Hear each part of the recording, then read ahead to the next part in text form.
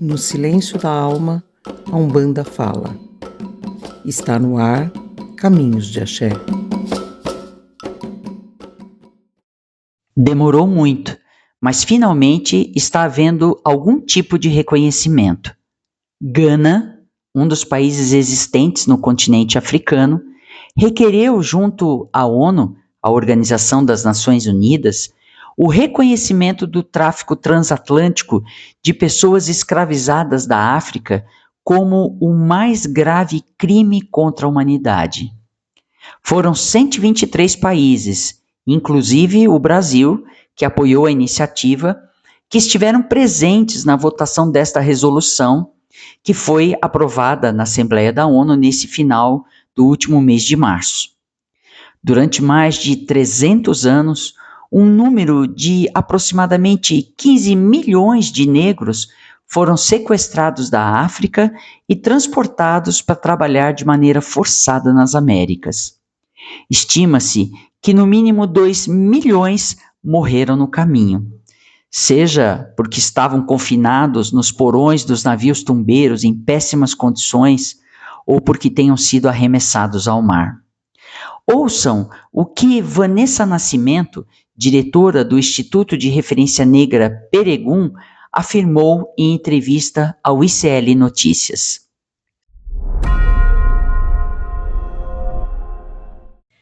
A escravidão não foi apenas um capítulo do passado, mas um sistema estruturado na desumanização, violência e exploração que moldou a formação do mundo moderno e segue produzindo desigualdades até hoje.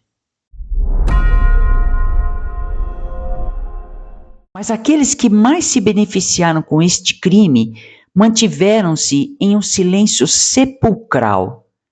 Estados Unidos, Argentina e Israel foram explicitamente contra, e toda a União Europeia se absteve de votar. Existem inúmeras comprovações históricas que demonstram como a escravidão transatlântica aniquilou populações inteiras. Além de arruinarem com a possibilidade de futuro, a escravidão arruinou as famílias, trouxe doenças e deu vazão a uma perversidade cujos efeitos todos sentimos até hoje. A visão de que o negro africano era um ser primitivo, sub-humano, sem qualquer direito, contou com o apoio da Igreja e seus papas, abençoando o massacre que se impunha a esses povos. Com isso, eles lucraram com as nossas reservas de ouro e com os inúmeros recursos naturais que foram contrabandeados, que foram levados para esses países europeus poderem desfrutar e enriquecer. Tudo às custas do sofrimento e do sangue das pessoas pretas traficadas e escravizadas. E pensar que justamente a Europa, a maior favorecida, se absteve de votar na resolução. Que vergonha! Não basta que o mundo, e em especial o Brasil, afirmem que nós vivemos em uma democracia racial. Se nós desejamos efetivamente uma sociedade mais igualitária, então é preciso que sejam feitas políticas públicas de reparação e erradicação do racismo. Mas não é só isso. Os europeus fizeram o mesmo com os povos originários do Brasil. Quanto tempo será preciso para que também se reconheça a quase total dizimação dos indígenas brasileiros, um crime tão bárbaro quanto o do tráfico de escravos negros?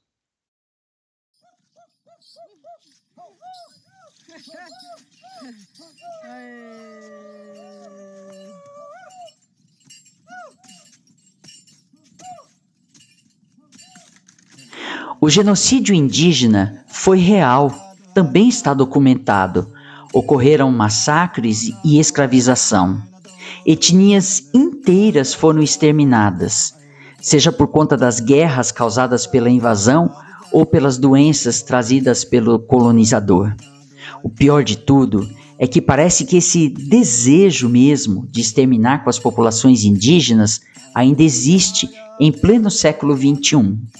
A todo momento chega ao nosso conhecimento algum tipo de conflito em terras indígenas, com o uso de muita violência e até mesmo de assassinatos, com o objetivo de forçar a mudança das aldeias e calar as vozes que gritam por socorro e dignidade.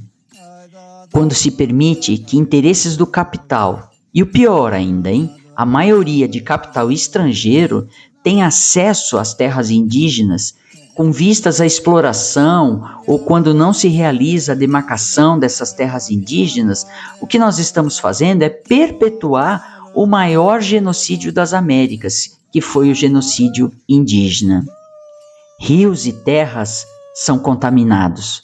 Os peixes aparecem mortos por conta dos metais pesados que as mineradoras despejam nos rios. Não é possível beber água, não é possível cozinhar para as famílias ou sequer tomar banho. A bem da verdade, não é possível viver.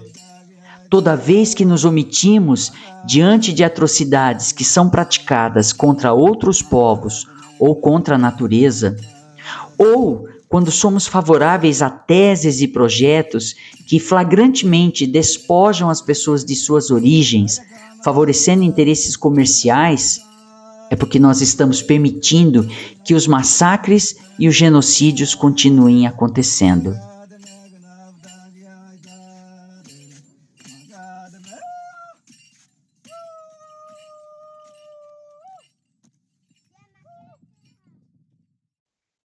E o meu objetivo, ao trazer esses temas em nosso podcast, é para afirmar a todos vocês que não há diferença entre a minha vida pessoal e a minha vida material.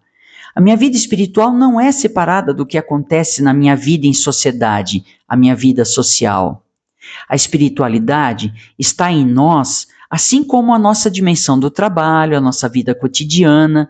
Não existe separação entre o que eu sou quando eu estou exercitando a minha espiritualidade e o que eu sou quando eu estou trabalhando, vivendo, tendo uma vida social. Somos parte do todo, somos a natureza, mas também somos o sagrado. Como nós podemos exercitar uma prática espiritual quando nós não temos senso nenhum de justiça ou de responsabilidade? O caráter, o bem viver, o respeito é o mecanismo que proporciona com que o exercício da nossa fé seja válido. Aquilo que está na minha mente, as ideias que eu tenho em relação à sociedade, isso tudo se reflete na minha espiritualidade. A depender de como nós enxergamos as questões raciais, ou a questão sobre a pobreza, ou as diferenças entre as culturas, questões de gênero, desigualdades, a depender disso, nós vamos ter como resultado um comportamento espiritual ou digno ou hipócrita. Terreiro de Umbanda não pode permitir que o preconceito, o racismo e os interesses mesquinhos tenham entrada.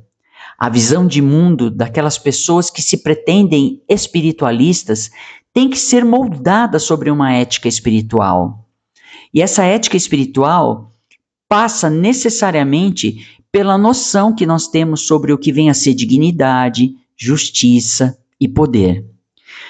Não adianta, viu, gente? Não adianta rezar todos os dias, acender vela, ir no terreiro, bater no peito e gritar que ô caboclo, pedindo bênçãos para o meu destino, para o karma, se na prática a gente concorda com as atrocidades que foram e que ainda são praticadas com outros povos, sejam eles pretos africanos ou vermelhos indígenas. Não adianta buscar elevação espiritual, ingressando em processos de iniciação nesta ou naquela vertente religiosa, se a gente insiste em maltratar os animais, em poluir a natureza, ou se destilamos ódio aos que são diferentes de nós, nos considerando superiores a tudo e a todos. Esse caminho não vai lhe conduzir ao sagrado, não vai lhe garantir axé, e muito menos reencantar a sua vida. O sagrado está em tudo e em todos. Está nas águas puras dos rios, cheio de peixe que nos serve de alimento. Está também nas matas verdejantes que nos presenteiam com grãos, flores, frutas e raízes. Está em todos os animais em todo homem, em toda mulher, está naquele que foi, naquele que é e naquele que será. Está em mim, está em você. Axé.